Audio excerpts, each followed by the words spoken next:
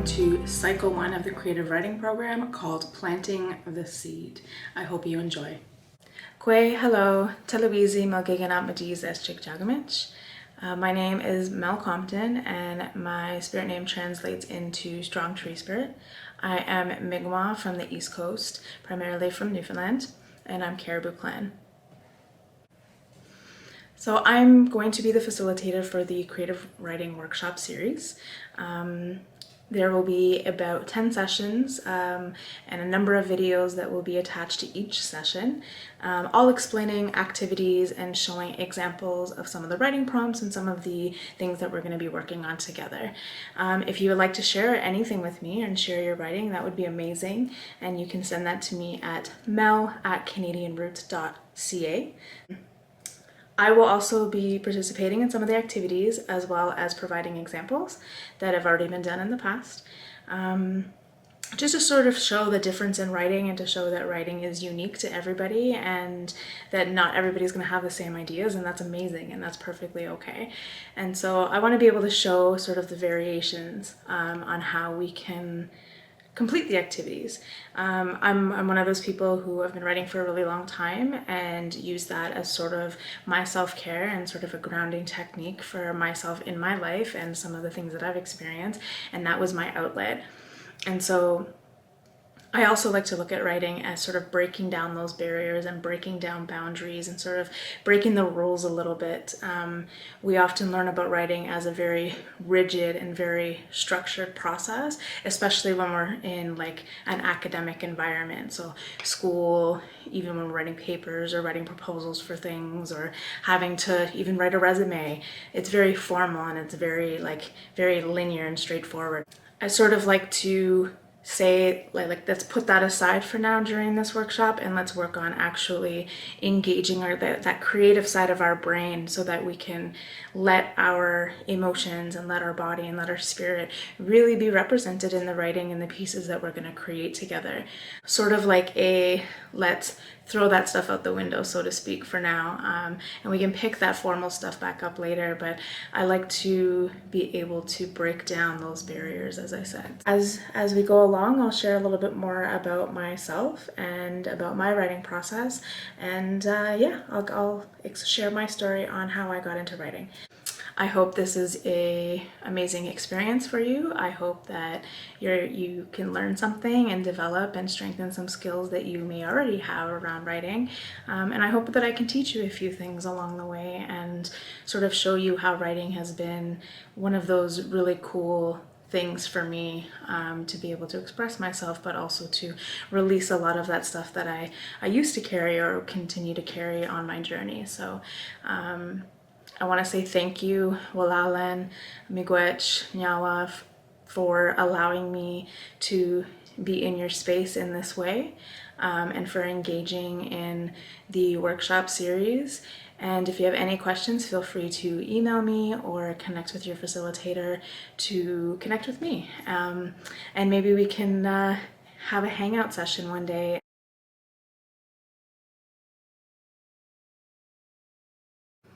I wanted to share a little bit about my journey with creative writing, and evidently how I have self-published 2 poetry books and have been a part of different projects and anthology pieces sort of throughout my journey. I can remember when I was in, I believe, grade 7, and we were given a poetry assignment. And I actually got a really, really bad grade on this assignment. And for the longest time, it bothered me. It bothered me that some of the feedback or criticism that was given was that my poem didn't follow the proper format or the proper rules for that genre. And that stuck with me for a while, and I stopped writing for a short period of time, and I picked it back up again when I was in high school. And I remember thinking, I don't like this feeling. I don't like that creative writing is meant to be that. It's meant to be a creative process, and realistically, that process and sort of how people write is their style, and it's meant to be their creative process, and nobody gets to decide sort of where you go and what rhythm and what melody and what format that your writing takes on. I remember another teacher in high school who said, you know, let's break the boundaries, let's break the rules of writing and just write. Let's just write, and whatever comes out is what you're going to put on paper. That really helped me unleash sort of that creative process for writing that had laid dormant, that had laid quiet and silent for a long time after the criticism that I had received in grade 7. That poem has now been published in one of my first books, and I have very different styles of writing, but I always go back to one that is very rhythmic and rhymes a certain way and has sort of like a melody to it. So I also have a music background. I used to play piano, and so music for me is also a part of how I write and part of my creative process. So writing for me was a way to escape. It was a way to cope. It was a way to sort of, I guess, self-care before I knew what that term meant. Where when you're young and when you're in high school or around teenage years, like, we're hormonal, there's so many things going on, there's a lot that we don't understand and a lot that we do. We're starting to see the world in a different way, and we're starting to experience things in a different way, and sometimes that's heavy and sometimes that's really hard, and sometimes you feel like you don't have somebody to talk to, or you feel like nobody else knows what you're going through. And although nobody will ever go through the exact same thing as you, you definitely do have people surrounding you that have gone through something similar. But sometimes you feel like you don't have words, or you don't have a way to express that. And that expression for me came through in my writing. So part of what I did was I wrote my feelings and I wrote what I was going through. Or even for some people, we tend to pick up on the stories and the energy of our friends or our family members, or we go to an event and somebody shares their story and that sits with us and it sits on us and we don't know where to put that. And sometimes for me, I would release that through my writing, and I would write a poem about it so that I wouldn't hold on to that energy that wasn't mine to be held. And writing was that for me. It was that technique, and it was that process that allowed me to release a lot of that stuff that was walking behind me. So there was a project in my grade 12 leadership class that sort of started the journey in me amplifying my writing process. And we were asked to do a project around creating an initiative, and it didn't have to be complete, but we wanted to start the process and figure out who we had to contact, what the protocols were, what the guidelines were, what our boundaries were, what the rules were, and sort of give a completed sort of workbook of what this initiative was going to look like. And what I had written about, and the thing that I had started to plan, was amplifying youth voices in like the artistic and creative community. And so what I wanted to do was create these bound booklets of artwork, writing, lyrics. A lot of my classmates and my friends, we all were starting to explore a creative process, and many of which who were creating lyrics and singing and rapping and using instruments and drawing and painting, and I wanted to be able to show that.